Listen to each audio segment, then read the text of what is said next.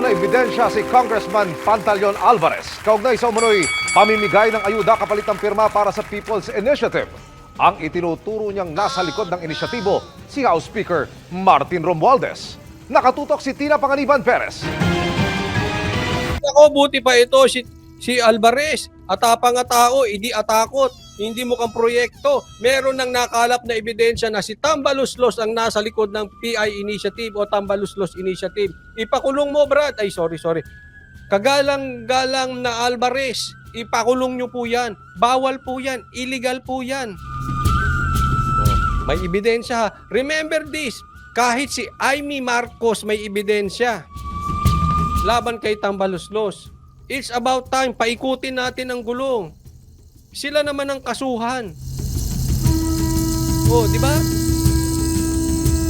Ang daming video, ang daming pictures. May mga text messages pa si Senator Amy. Ngayon naman si Alvarez. Buti na lang, merong congressman na nagsasalita. Kala ko napipi na kayo. Lahat kayo, tanggol kay Tamba. Buti na lang nagsalita din si Pulong. Yung iba puro tanggol, puro proyekto. Tuloy mo yan, Alvarez. Itong si Martin Romualdez. Oh, ano yan? Kanyang initiative lang yan. Sa kabila ng mga nauna niyang pagtanggi, Sa'yo lang yan. si House Speaker Martin Romualdez pa rin Bakit mo kasi tinatang? Yan yung sinasabi ni Tatay Digong sa interview. Kung kayo ay sa tingin ninyo malinis yung inyong ginagawa, bakit nyo itinatanggi? Diba? O katulad no sa mga NPA, kung sa tingin ninyo kayo ay malinis ang inyong adhikain, ang inyong motibo para sa bayang kayo mga NPA, bakit nyo tinatanggi kayo mga miyembro ng NPA? Same ng ginagawa nito. Oh, ba't nyo tinatanggi? nang itinuturo ng dating speaker na si Congressman Pantaleon Alvarez na nasa likod daw ng gumugulo ngayong People's Initiative.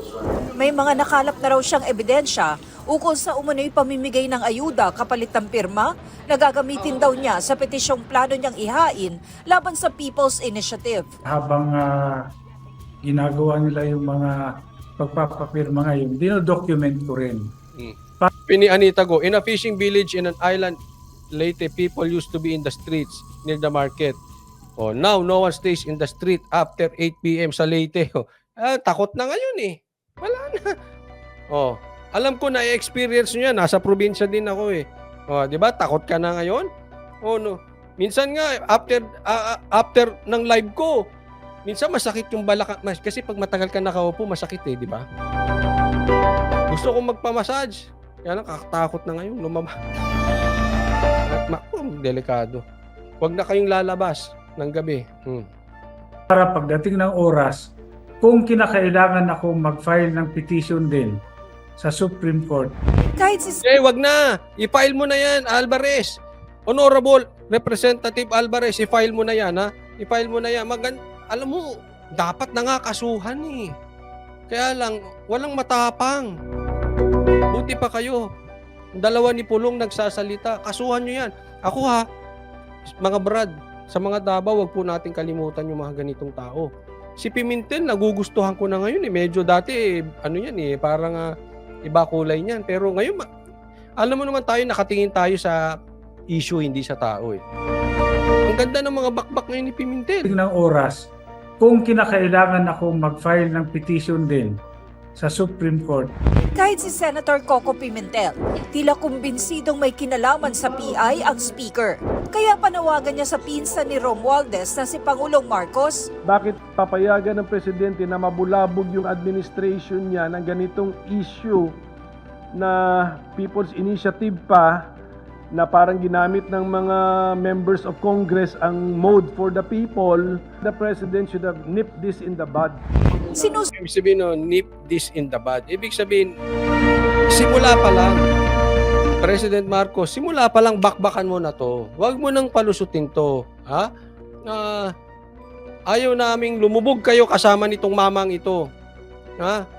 As much as possible, we protect Tatay Digong and we uphold the Constitution.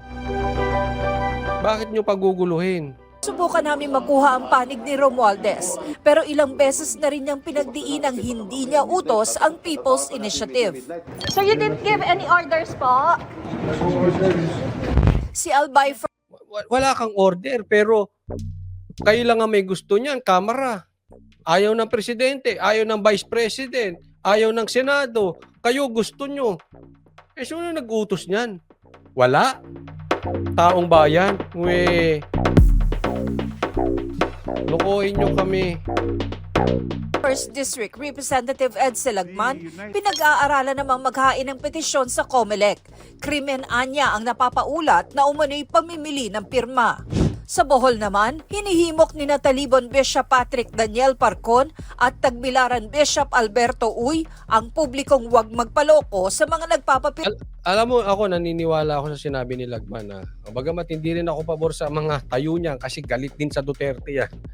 No? But tama siya dyan. Ako naniniwala. Illegal yan. Krimen yan. Vote buying po yan. Kahit pirma yan.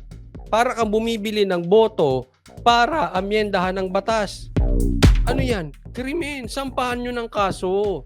Nang makulong yan. Oh. O kaya patawag nyo sa Senado. Tingnan natin kung paano sumagot yan. Diba? Patawag nyo. Kayo mismo, Kamara, pwede nyo namang imbestigahan yan eh.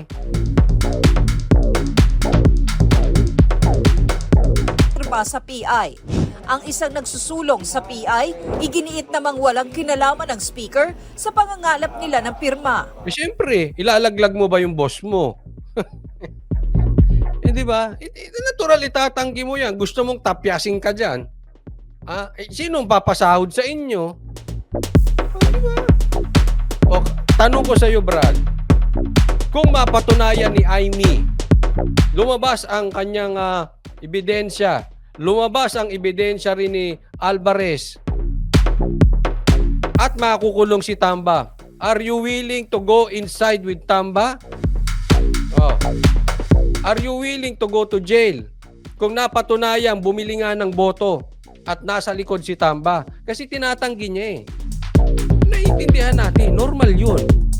Ba't mo ilaglag ang boss mo, itinatago nga? Siyempre may instruction yan. Ang tanong, sino nagsasabi ng totoo? Di ba? Sino mas papaniwalaan yung nagsasabi ng totoo? Si Aimee ito si Tamba.